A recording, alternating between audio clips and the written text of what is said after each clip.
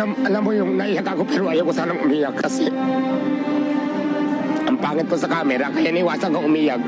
Ayun, yung karanasan sa buhay siguro na parang hirap ibalik. Alam mo yung nangangalakal ako tapos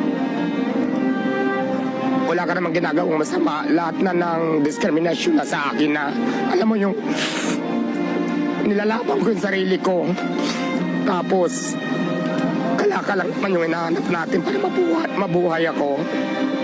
Tapos lahat ng taong diskriminasyon sa iyo, lahat na lalaitin ka, parang hirap, parang kung maaari sana ayaw ko na sana kang ibalik yun. Yun yung mga hindi ko makakalimutan sa buong buhay ko.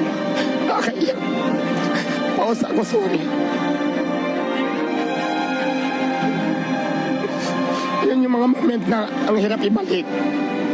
Kaya ngayon talagang binabalik ko rin sa customer ko kung anong bigay ni Lord